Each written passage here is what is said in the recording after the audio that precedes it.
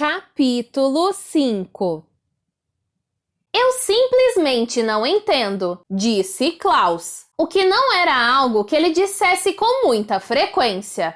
Violet concordou com a cabeça e depois disse alguma coisa que também ela não dizia com muita frequência. É um quebra-cabeça que não tenho certeza se somos capazes de resolver.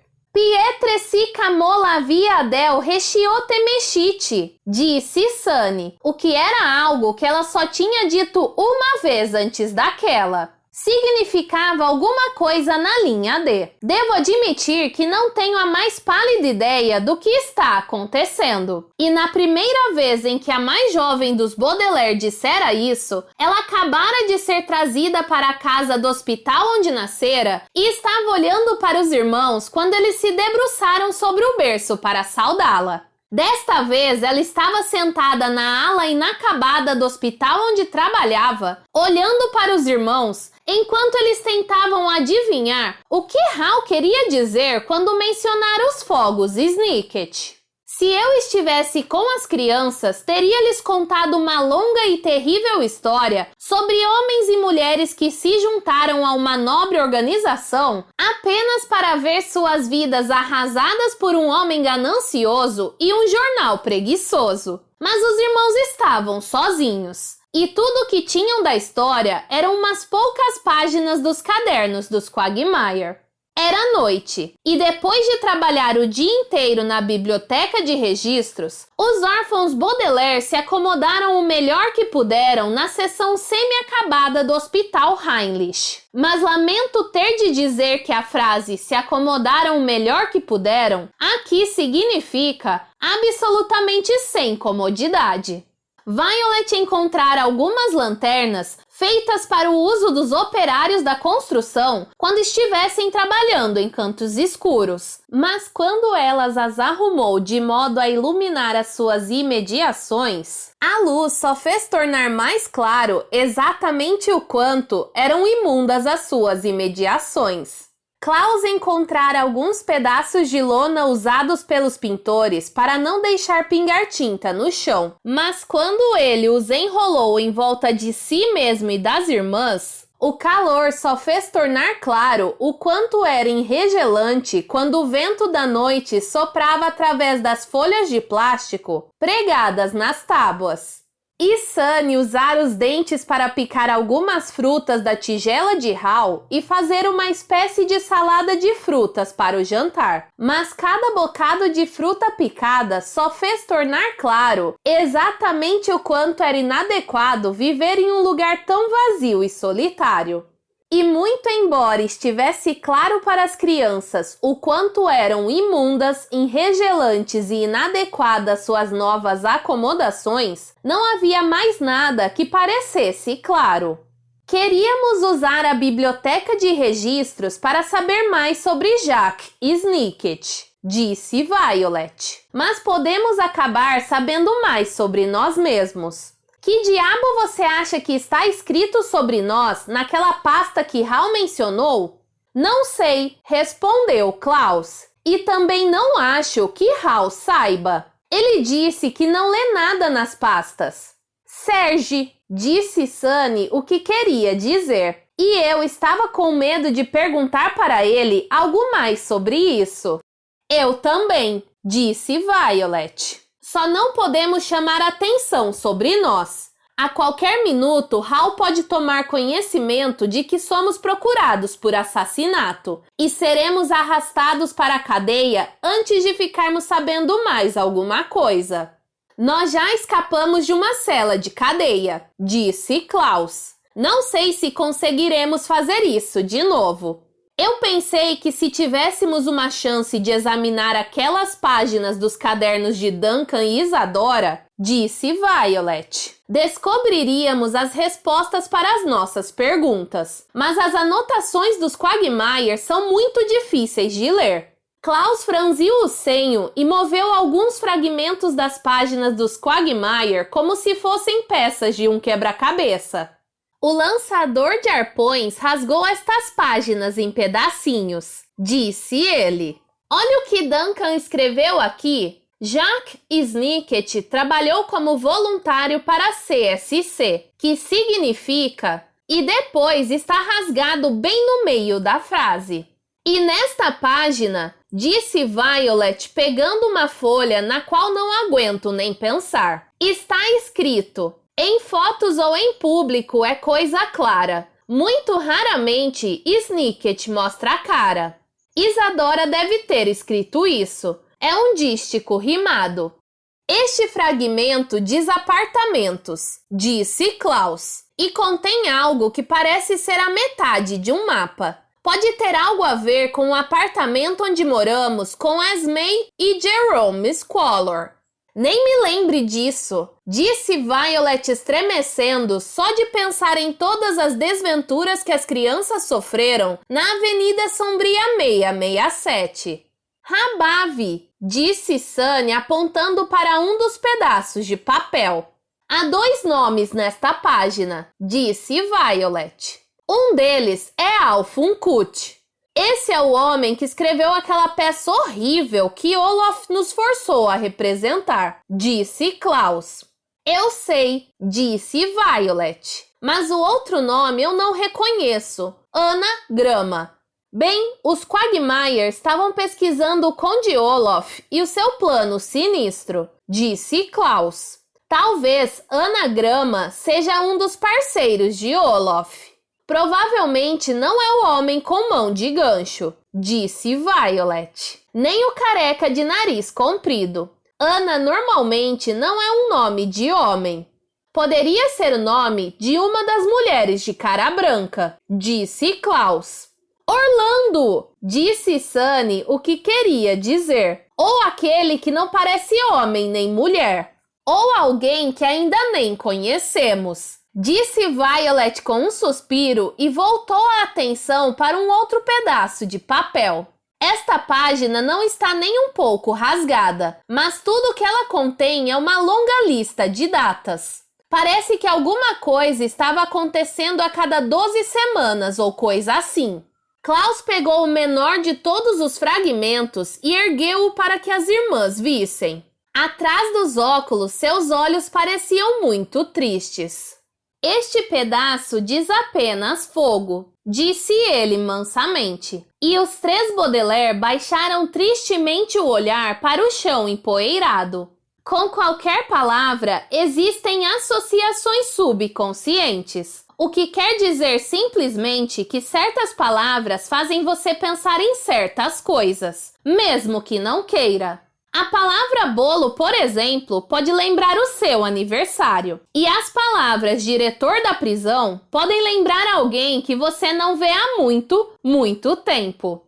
A palavra Beatriz me lembra uma organização de voluntários que estava fervilhando de corrupção. E a palavra meia-noite lembra-me de que preciso continuar escrevendo este capítulo muito depressa. Caso contrário, provavelmente me afogarei. Mas os Baudelaire tinham todos os tipos de associações subconscientes com a palavra fogo, e nenhuma delas era agradável para se pensar. A palavra fez as crianças pensarem em Hal, que mencionara algo sobre os fogos Snicket naquela tarde na biblioteca de registros. Fogo fez os jovens pensarem em Duncan e Isadora Quagmire, que tinham perdido os pais e o irmão Quigley em um incêndio. E é claro, a palavra fogo fez os Baudelaire pensarem no incêndio que destruíra o seu lar e der início à desventurada jornada que os levara até a ala semi-acabada do Hospital Heinrich. As 3 crianças apinharam-se em silêncio debaixo das suas lonas, ficando cada vez com mais frio enquanto pensavam em todos os fogos e associações subconscientes que havia na vida dos Baudelaire. Aquela pasta deve conter as respostas de todos esses mistérios, disse Violet por fim. Precisamos descobrir quem foi Jack Snicket e por que ele tinha a mesma tatuagem que o Conde Olaf. E precisamos saber por que ele foi assassinado, acrescentou Klaus. E precisamos saber qual o segredo de CSC. Nós, disse Sunny o que queria dizer. E nós precisamos saber por que há um retrato nosso na pasta. Temos de pôr as mãos naquela pasta, disse Violet. É mais fácil falar do que fazer, salientou Klaus. Hal nos disse claramente para não tocar em nenhuma das pastas em que não estivermos trabalhando. E ele vai estar bem aqui junto conosco na biblioteca de registros. Simplesmente vamos ter de achar um jeito, retrucou Violet. Agora vamos tentar dormir bem esta noite para que possamos permanecer alertas o dia todo amanhã e deitar as mãos na pasta sobre os fogos, Snicket. Klaus e Sunny assentiram com a cabeça e arrumaram as lonas, improvisando uma espécie de cama, enquanto Violet desligava as lanternas uma por uma. Os três Baudelaire ficaram bem juntinhos o resto da noite, dormindo o que era possível dormir em um chão imundo, com um vento gelado soprando através do seu inadequado lar. E pela manhã, depois de um desjejum de restos de salada de frutas, eles foram andando até a metade completa do Hospital Heinrich e cautelosamente desceram todas aquelas escadas, passaram pelos alto-falantes de intercomunicador e pelos mapas confusos.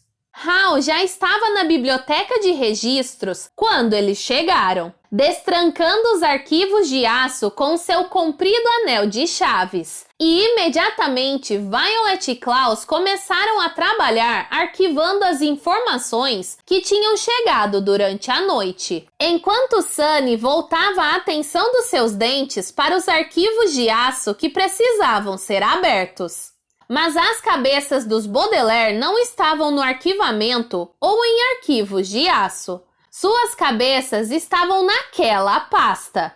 Quase tudo neste mundo é mais fácil falar do que fazer, com exceção de oferecer subsídios sistemáticos à furtiva e tão suscetível a cistos, irmã de Sísifo, que é uma coisa mais fácil de fazer do que falar. Mas ser lembrado desse fato é frustrante. Enquanto arquivava um pedaço de papel que continha informações sobre cibas em M de moluscos, Violet disse consigo mesma: vou simplesmente descer o corredor S e procurar em Snicket. Mas Hal já estava no corredor S, arquivando uma coleção de pinturas de seringas, e ela não pôde fazer o que dissera. Enquanto arquivava uma pesquisa sobre dedais em P de proteção para o polegar, Klaus disse consigo mesmo: vou simplesmente descer o corredor F e procurar em F de fogos. Mas àquela altura, Hal já tinha passado para o corredor F e estava abrindo um arquivo de aço para reorganizar as biografias de famosos finlandeses pescadores. E Sunny torceu os dentes para um lado e para o outro, tentando abrir um dos arquivos de aço trancados no corredor B, pensando que talvez a pasta estivesse lá dentro, arquivada em Baudelaire. Mas quando a fechadura finalmente se quebrou, logo depois do almoço, a irmã mais nova abriu o arquivo de aço e viu que estava absolutamente vazio. Neil, disse Sunny enquanto as três crianças faziam um breve intervalo para frutas na antecâmara. Nem eu, disse Klaus. Mas como poderemos pôr as mãos nesta pasta se Hal está sempre por perto? Talvez possamos simplesmente pedir a ele que a encontre para nós, disse Violet. Se esta fosse uma biblioteca comum, pediríamos ajuda à bibliotecária. Em uma biblioteca de registros, talvez devêssemos pedir a Hal. Vocês podem me pedir o que quiserem, disse Hal entrando na antecâmara. Mas primeiro tenho de perguntar uma coisa a vocês. Ele foi até as crianças e apontou para uma das frutas. Aquilo é uma ameixa ou um caqui? Perguntou ele. Receio que a minha vista não seja mais o que era. É uma ameixa, disse Violet entregando-a a ele. Ah, bom, retrucou Hal examinando a fruta para ver se estava machucada. Eu não estava mesmo com vontade de comer caqui. E agora, qual é a sua pergunta? Nós tivemos uma discussão sobre uma certa pasta. Começou Klaus cautelosamente para não levantar as suspeitas de Hal. Sei que não é costumeiro que nós leiamos o conteúdo das pastas, mas se estivéssemos muito curiosos, seria correto abrir uma exceção? Hal deu uma mordida na ameixa e franziu o senho. Por que vocês haveriam de querer ler o conteúdo de uma das pastas? Perguntou ele. Crianças deveriam ler livros alegres com figuras coloridas, e não informações oficiais da biblioteca de registros. Mas nós estamos interessados em informações oficiais, disse Violet. E estamos tão atarefados arquivando coisas que não temos oportunidade de ler nada nas pastas. É por isso que temos esperança de levar uma conosco para ler em casa. Hal sacudiu a cabeça. A papelada é a coisa mais importante que fazemos neste hospital, disse ele severo. É por isso que só é permitido tirar as pastas da sala se houver uma razão muito importante. Por exemplo, mas os Baudelaire não chegaram a ouvir o exemplo porque Hal foi interrompido por uma voz vinda do intercomunicador.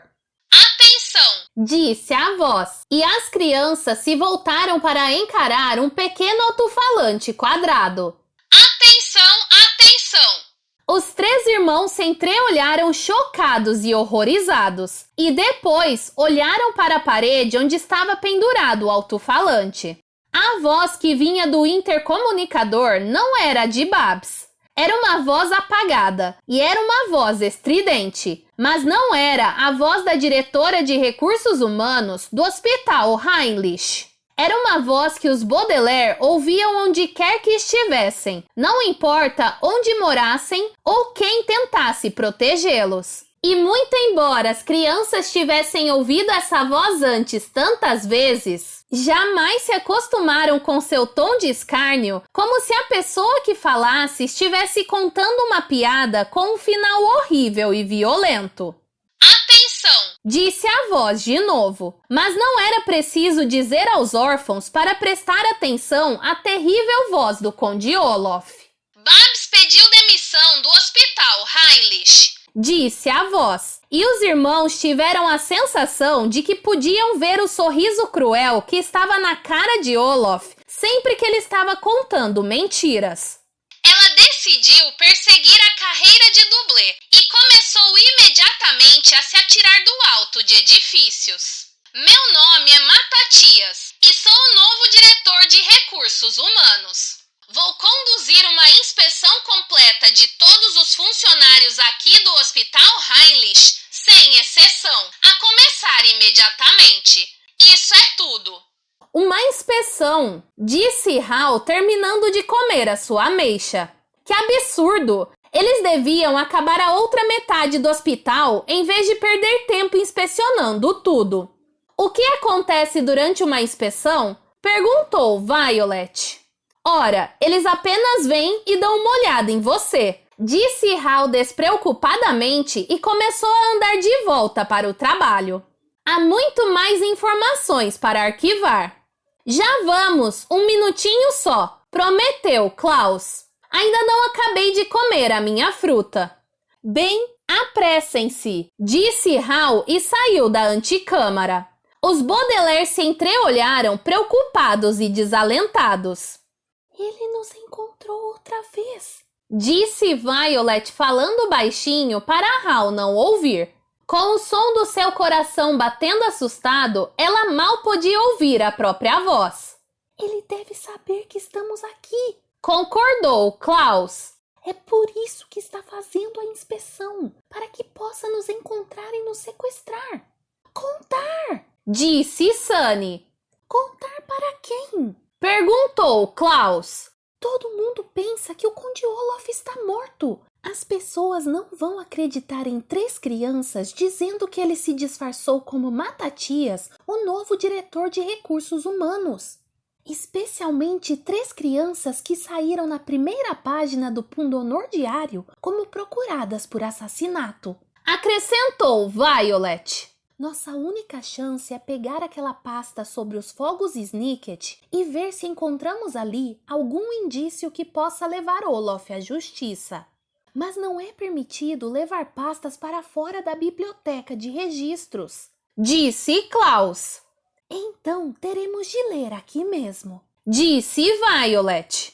Isso é mais fácil de falar do que de fazer, assinalou Klaus. Nem sequer sabemos em que letra procurar. E Hal estará nesta sala conosco o dia inteiro. Noite! Disse Sunny. Você está certa, Sunny, disse Violet. Hal está aqui o dia inteiro, mas vai para casa à noite. Quando ficar escuro, vamos sair sorrateiramente da ala semi-acabada e voltar aqui. É o único jeito de conseguirmos encontrar a pasta. Você está esquecendo uma coisa, disse Klaus.